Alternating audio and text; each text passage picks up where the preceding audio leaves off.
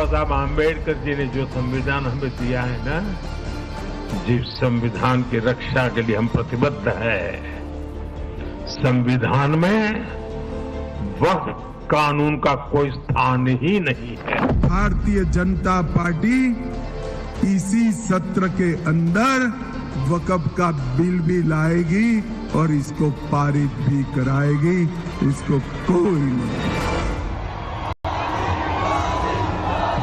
तो अब ये करीब करीब साफ हो गया है कि वक्फ बिल न लटकेगा, न अटकेगा, न भटकेगा, क्योंकि चुनाव में मोदी का ऐसा जलवा दिखा है, मैंडेट ऐसा जबरदस्त मिला है कि कहा अब यही जा रहा है कि मोदी अब 4 जून वाले कमजोर पीएम मोदी नहीं रहे।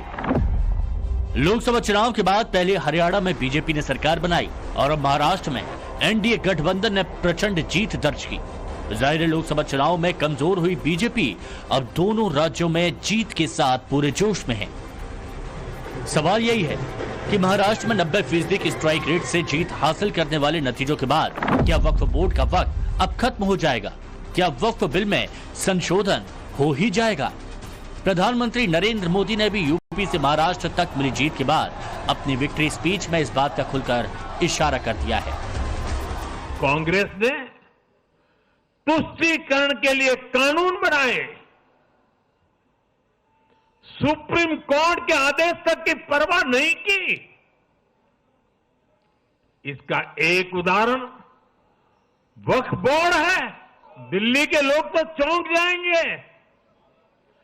हालात ये थी कि 2014 में इन लोगों ने सरकार से जाते जाते दिल्ली के आसपास की अनेक संपत्तियां वक्फ बोर्ड को सौंप दी थी।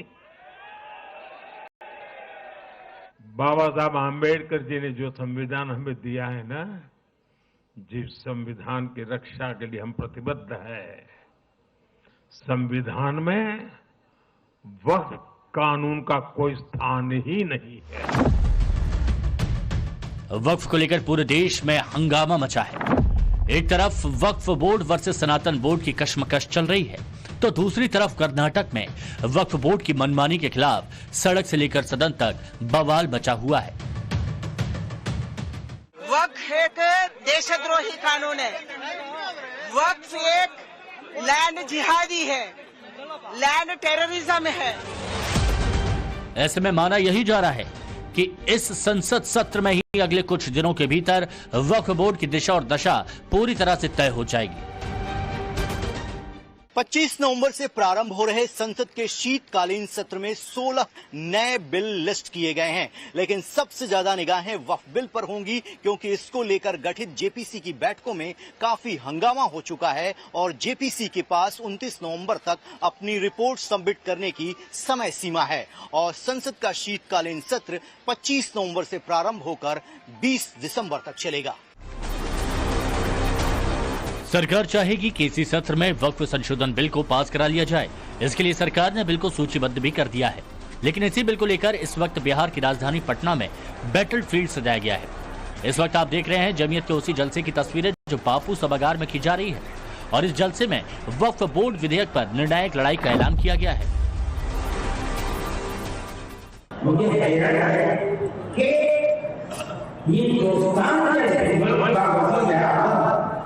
ऐसी बात कर रहा है, अरे बाबा क्या ज़कात दिखना आएगा दस्तूर के अंदर, क्या नमाज का दिखना आएगा दस्तूर के अंदर? कल भले हो ये कह दो कि नमाज का जिक्र दस्तूर में नहीं है, इसलिए नमाज नहीं है। ज़कात दस्तूर में नहीं है, ज़कात नहीं है। अल्लाह मुल्क का बहुत बड़ा वही नमाज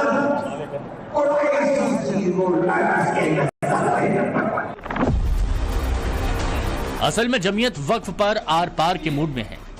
पटना में एक तरह से अल्पसंख्यक समुदाय की ओर से शक्ति प्रदर्शन की कवायद की जा रही है, जिसे लेकर राजनीति के जानकारों का मानना है कि अरशद मदनी नीतीश कुमार के सहारे केंद्र पर दबाव बनाना चाहते हैं, क्योंकि अगले साल बिहार में विधानसभा चुनाव होना है।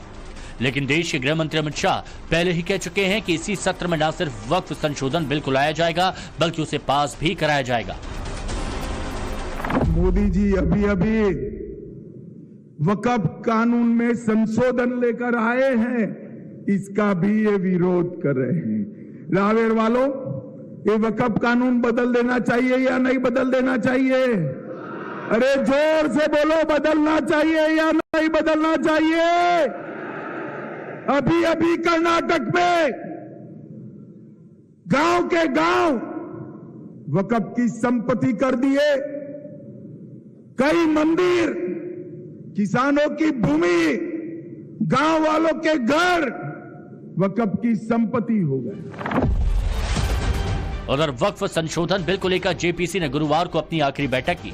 जेपीसी के अध्यक्ष जगदंबिका पाल कह रहे हैं कि वक्फ विधेयक पर जेपीसी की रिपोर्ट तैयार है, लेकिन विपक्षी सांसदों ने जेपीसी का कार्यकाल बढ़ाने की मांग की है। इसके लिए वो सोमवार को संसद सत्र शुरू होने के साथ ही लोकसभा स्पीकर ओम बिरला से मुलाकात भी करने वाले हैं। जेपीसी अध्यक्ष का कहना है कि अब तक जेपीसी की 5 बैठकें हो चुकी हैं। वक्फ संशोधन बिल पर कुल 29 घंटे से अधिक सवाल जवाब हुए, साथ ही सभी हितधारकों के साथ 25 बैठकें हुई। इसको लेकर एक रिपोर्ट तैयार की गई है, जिसे अब सदन में पेश किया जाना है। लास्ट डेट 29 नवंबर है। पार्लियामेंट्री कमेटी ऑन वक्फ की आज जो बैठक थी, उसमें हमने मिनिस्ट्री ऑफ माइनॉरिटी अफेयर्स को बुलाया था। लगभग 6 घंटे चली, जिसमें उन्होंने क्लाज बाय क्लाज जो हमारे वक्फ बोर्ड के अमेंडमेंट्स हैं 44 के, इस पर उन्होंने डिटेल एक्सप्लेनेशन दिया है कि लगातार करीब 5 सिटिंग्स में 29 घंटे से ज़्यादा इस अमेंडमेंट पे क्लाज बाय क्लाज पे सवाल आ चुके हैं और सवालों का मिनिस्ट्री ऑफ माइनॉरिटी अफेयर्स ने जवाब दिया है। हमने साउथ के भी टूर किया और नॉर्थ के भी। साउथ में हम महाराष्ट्र गए, हम गुजरात गए, तमिलनाडु गए, कर्नाटका गए, तेलंगाना गए, उड़ीसा गए, असम गए। तो काफी डिटेल डिस्कशन और डिलिब्रेशन चला है। जैसे ही जेपीसी संसद में अपनी रिपोर्ट पेश करेगी, बहुत संभव है मोदी सरकार उस संकल्प को पूरा करने की तरफ कदम बढ़ा दे, जिसका ऐलान देश के गृह मंत्री महाराष्ट्र और झारखंड में कर चुके हैं। जाहिर है संसद का शीतकालीन सत्र बहुत ज्यादा हॉट रहने वाला है। इससे पहले मौलाना ब्रिगेड ने भी इसके खिलाफ मोर्चा खोल दिया है, जिसका सबूत है पटना में जमीयत की बड़ी रैली। मकसद एक ही है, वक्फ बोर्ड के समर्थन में लामबंदी करना और केंद्र सरकार के फैसले से नाराजगी जाहिर करना। लेकिन सवाल यह है कि ये नाराजगी कितना असर दिखाएगी। आंकड़ों के अनुसार देश भर में भारतीय सेना और रेलवे के बाद वक्फ बोर्ड के पास सबसे अधिक संपत्ति है। पूरे भारत में आंकड़ों पर गौर करेंगे तो 8 लाख एकड़ से अधिक संपत्ति वक्फ बोर्ड के पास है। इसमें भी उत्तर प्रदेश इस मामले में देश में नंबर 1 है। मथुरा के शाही ईदगाह से लेकर वाराणसी के ज्ञानवापी मस्जिद तक, यहाँ तक लखनऊ का राजभवन भी वक्त की संपत्ति पर बना है। वक्फ संपत्तियों पर विवाद को लेकर यूपी के सीएम योगी ने वक्फ नीति में बदलाव किया, जिसमें 1952 तक दर्ज संपत्ति पर ही वक्फ का दावा मान्य होगा। भारतीय जनता पार्टी की डबल इंजन सरकार जहां भी है, वहां न लव जिहाद हो सकता है, न लैंड जिहाद हो सकता है। और अगर कोई करने का दुस्साहस करता है तो मान करके चलिए कि जो भी लव जिहाद और लैंड जिहाद करेगा, मान करके चलिए कि उसने जहन्नुम का अपना टिकट काटना है। सालों से चली आ रही वक्फ बोर्ड की मनमानी के खिलाफ मोदी सरकार फाइनल एक्शन की तैयारी में है, तो इसे लेकर मुस्लिम वोटों की राजनीति करने वाले मौलाना और सियासतदान गली गली नैरेटिव सेट करने में लगे हैं और कह रहे हैं कि मोदी सरकार एंटी मुसलमान है। हालांकि अब वक्फ के खिलाफ हिंदू धर्मगुरुओं ने भी मोर्चा खोल दिया। ये तस्वीरें 16 नवंबर की, जब दिल्ली में हिंदू धर्मगुरुओं की धर्म संसद लगी, जिसमें अयोध्या, काशी से लेकर मौजूदा दौर में हिंदुओं के हालात का जिक्र किया गया। हालांकि सबकी जुबान पर सनातन बोर्ड को लेकर बहुत ज्यादा जोर रहा। वक्फ बोर्ड के खात्मे की वकालत की गई। विश्व के किसी देश में मुस्लिम वक्फ बोर्ड नहीं है। भारत में क्यों? भारत में मुस्लिम वक्फ बोर्ड क्यों? मैं निवेदन करना चाहता हूं, विश्व के किसी देश में ये कानून नहीं है, लेकिन भारत में ऐसा कानून क्यों आया कि जल्दी से जल्दी मुस्लिम वक्फ बोर्ड को खत्म करके सनातन बोर्ड के गठन करें और सनातन बोर्ड के माध्यम से समाज की रक्षा का संकल्प लें।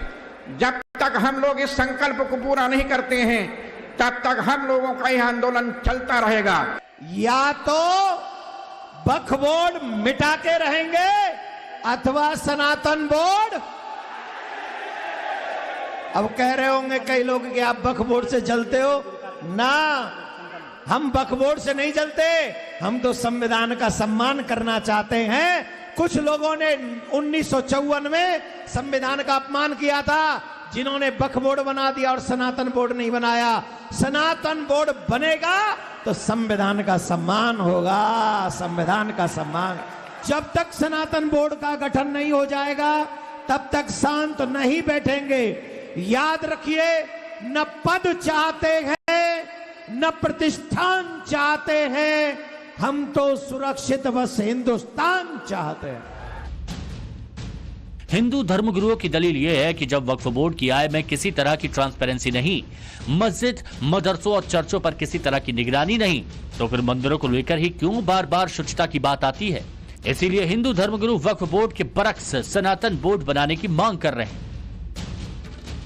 हम भारत सरकार से चाहेंगे, जब वक्फ बोर्ड हो सकता है तो सनातन हिंदू बोर्ड क्यों नहीं हो सकता है। और मंदिरों को उनके अधीन करके षड्यंत्र रचने वाले, प्रपंच रचने वाली सभी ताकतों पर तत्क्षण रोक लगाकर हिंदू बोर्ड बनाए जाने की हम पूर्ण रूप से मांग कर रहे हैं। और ये हिंदुओं की सहनशीलता देखकर हमारा तो खून उबाल खा रहा कि हम लोगों के देखते हुए वो कितने बड़े बड़े प्रपंच रचे। आज मोदी ने वक्फ का कानून लेकर आए हैं, जो बिल लाए हैं पार्लियामेंट में पेश किया गया। मैं बता रहा हूं आपको जिम्मेदारी के साथ, अगर खुदा ना खास्ता लाखों बार वो बिल कानून बनेगा तो फिर हमारी मस्जिदें छीन ली जाएंगी, दरगाहें छीन ली जाएंगी, कब्रिस्तान को खत्म कर दिया जाएगा, ईदगाहें नहीं बरकरार रहेंगी। असल में ओवैसी जो नैरेटिव सेट करना चाहते हैं, हकीकत वैसी बिल्कुल भी नहीं, बल्कि सच्चाई इसके बिल्कुल उलट है। नए बिल में वक्फ की संपत्ति जिला मजिस्ट्रेट के दफ्तर में रजिस्टर्ड करानी होगी। संपत्ति से होने वाली आमदनी की जांच का प्रावधान रहेगा। सिर्फ मुस्लिम ही वक्फ संपत्ति बना सकेंगे। वक्फ बोर्ड में राज्यसभा और लोकसभा के 3 सांसद होंगे। वक्फ बोर्ड में कम से कम 2 मुस्लिम महिला सदस्य होंगी।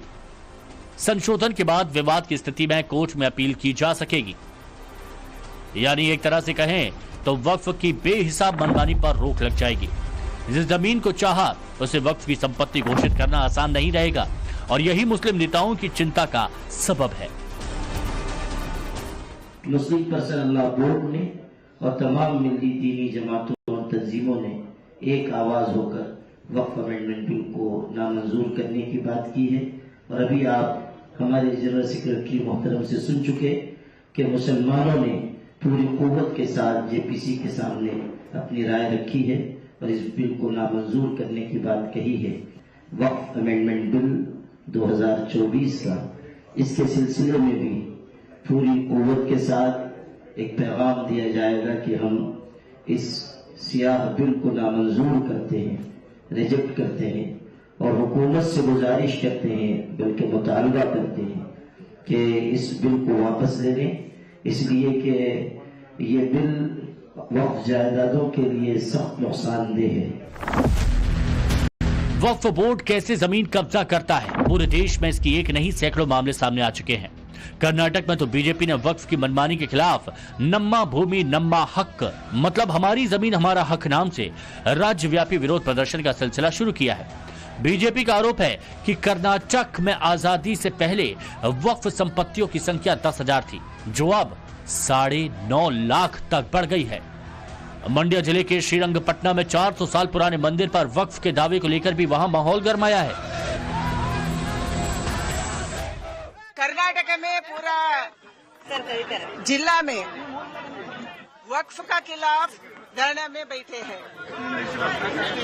हर जगह में हमारे कार्यकर्ता लोग, एमएलए, हमारे एमपी वक्फ का खिलाफ लड़ रहे हैं क्योंकि वक्फ एक देशद्रोही कानून है।